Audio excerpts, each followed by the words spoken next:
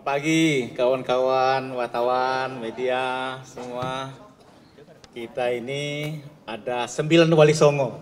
Nah, kebetulan saya sesuai musyawarah sudah ditunjuk sebagai Ketua KPPU 5 tahun ke depan, tetapi kami adalah kolektif kolegial. Yang pertama kami sampaikan bahwa kami butuh kawan-kawan media semua. Ya, wartawan, media pers, elektronik. Karena apa? Karena KPPU ini sangat strategis. Salah satu amanah reformasi yang langsung diwujudkan dalam bentuk undang-undang adalah Undang-Undang Nomor 5 Tahun 99 yang menyangkut tentang apa? Anti monopoli dan persaingan usaha yang sehat.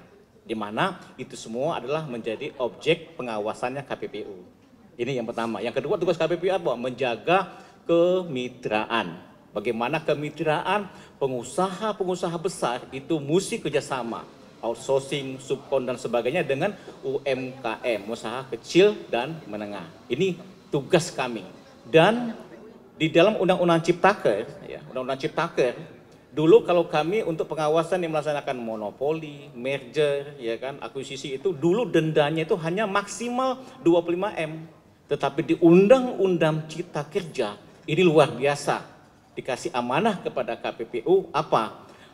Diberi denda yang melaksanakan tadi monopoli, inefisiensi, kemudian juga tadi merger, akuisisi dan sebagainya itu 50% dari keuntungan bersih perusahaan tersebut. Yang kedua pilihannya itu apa? 10% dari total omset daripada perusahaan tersebut. Dan ini luar biasa. Anda bisa bayangkan kalau dia nilainya sampai 100T berapa kan? Bisa sampai 50T. Nah itu contohnya saja. Nah yang kedua perlu kami sampaikan, KPPU sudah melaksanakan kerjasama dengan Center of Economic Development Strategy Studies UNPAD. Apa kajiannya? Selama 5 tahun ini yang kami lihat, kami mengukur indeks persaingan usaha. Ini ya teman-teman wartawan. Indeks persaingan usaha tadi yang kami lihat itu ada sektor yang konsisten masih di bawah indeks persaingan usaha rata-rata. Apa yang paling lemah? Pertama adalah di bidang energi sumber daya mineral. Khususnya di bidang tambang, di bidang gas, dan juga di bidang listrik.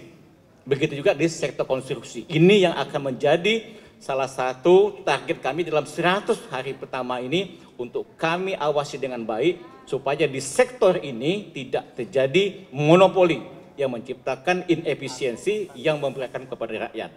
Nah, yang kedua, sebagaimana telah Bapak Ibu, teman-teman ketahui bahwa selama ini KPPU sudah melaksanakan dengan baik ya, melaksanakan pengawasan tentang pasar digital. Begitu juga dengan aspek apa? Aspek ketahanan pangan. Karena pangan ini menjadi penting untuk kita awasi supaya tidak terjadi monopoli yang tidak sehat. Karena tugas daripada KPPU sesuai undang-undang itu ada 3. Menjaga kepentingan publik, yang kedua membuat efisiensi perekonomian nasional, yang ketiga salah satu upaya mewujudkan kesejahteraan masyarakat Indonesia. Silakan kalau ada yang mau bertanya untuk supaya menguatkan KPPU ke depan, silakan.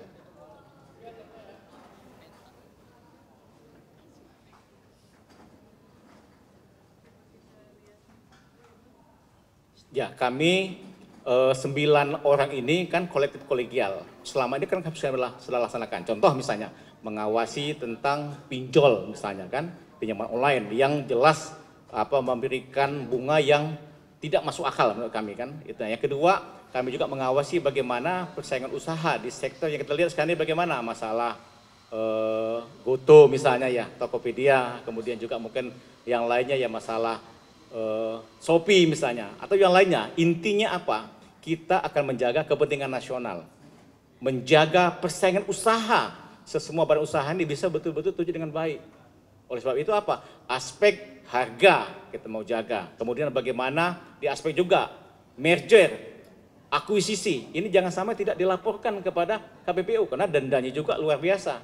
Dendanya berapa teman-teman? Per harinya 21 miliar per hari loh. Kalau terlambat merger, dan ada merger di perusahaan, baik dari internasional, Google misalnya, atau siapapun. Ya. Dan kami akan mengangkat ya pengawasan kami ini betul-betul kepada perusahaan yang punya kontribusi besar kepada PDB kita, pada pertumbuhan ekonomi kita. Jadi bukan lagi yang main kelas-kelas ece-ece.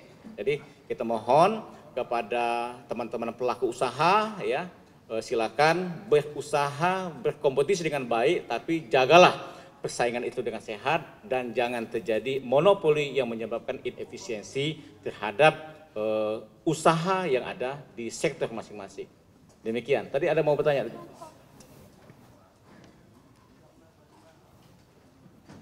Ya, salah satu tadi ya, yang selama ini kami perhatikan, ini 5 tahun konsisten kami awasi berdasarkan kerjasama KPPU dengan lembaga tadi UNPAD tadi. Tadi sektor USDM.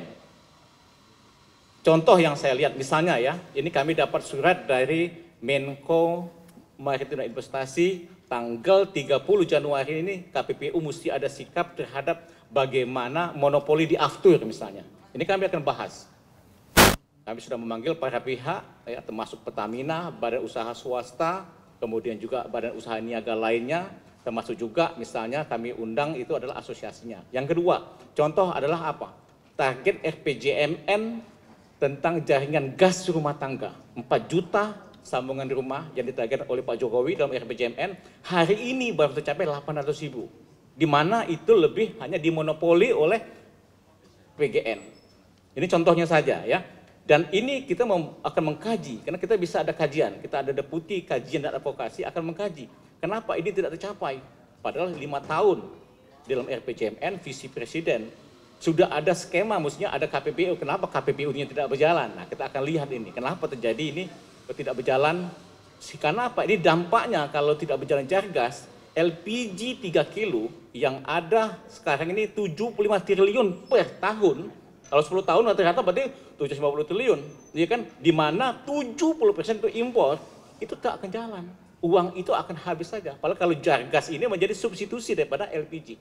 Nah, kita akan mengkaji dari sisi advokasi ataupun kajian kepada pemerintah, ya, apa sebabnya ini terlambat. Karena selama 5 tahun ini tidak ada lagi menggunakan APBN. Dulu 5 tahun sebelumnya masih ada APBN, sekarang full di dalam iurannya itu hanya dikaji kepada badan usaha PGN dalam hal ini anak perusahaan Pertamina, ya, subholding gasnya. Sama itu yang kedua KPPU. Tapi kerjasama pemerintah badan usaha ini belum sama sekali dilaksanakan sampai hari ini. Ini contohnya saja. Jadi ini akan kami lihat dari sektor tambang juga, dari upstreamnya, dari hulunya, midstreamnya bagaimana masalah smelter misalnya. Kemudian juga menyangkut listrik misalnya. Ya, kita kepengen bagaimana komitmen menuju energi terbarukan, membuka peluang usaha kepada bukan hanya kepada PLN, ya, kepada swasta juga untuk kolaborasi sinergis untuk membuat harga listrik itu lebih murah dan lebih sesuai dengan kondisi kebutuhan masyarakat. Silakan.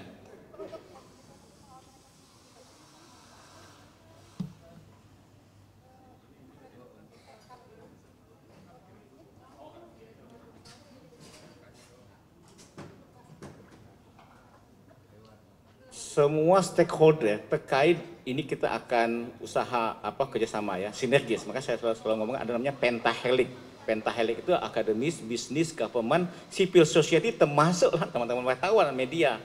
Apa itu government? Berarti termasuk KPPU dengan lembaga lain, dengan Kominfo, tadi sampaikan OJK, dengan misalnya UMKM, dengan Menteri Perdagangan, Kementerian Perdagangan. Ya. Jadi semua stakeholder yang terkait dengan bidangnya kita kerjasama. Kalau tadi SDM adalah sektornya, akan sama SDM kami komunikasi dengan badan usaha yang ada di sektor itu. Begitu juga di pasar digital ini tadi gitu ya. Jadi kita akan koordinasi seperti apa yang sudah jalan sama Kementerian Koperasi ya, sudah jalan gitu kan. Tinggal kita sinergiskan karena kita punya konsep mengusulkan ya, walaupun ini bukan inisiatif dari kami, tapi saya sudah koordinasi sama Kementerian Koperasi juga mendukung undang-undang tentang pasar digital. Ini mesti diantisipasi supaya kita jangan sampai membuat satu kebijakan yang sifatnya itu sesaat tapi jangka panjang. Dalam 25 tahun ke depan dengan kita membuat undang-undang pasar digital, kita mampu mengantisipasi apa yang akan terjadi 5, 10, 20 tahun kemudian. Dalam konteks kami adalah mewujudkan persaingan usaha yang sehat. Ya. pelaku usaha siapapun dia, mau dari luar negeri masuk ke Indonesia, ataukah sesama dalam negeri, dia mesti mewujudkan efisiensi, kemudian kompetisi yang sehat sesama badan usaha, termasuk di pasar digital. Oke, cukup. Oke, makasih banyak ya. Jangan lupa tadi ya, musik kita koordinasi, kita terbuka kepada teman-teman wartawan.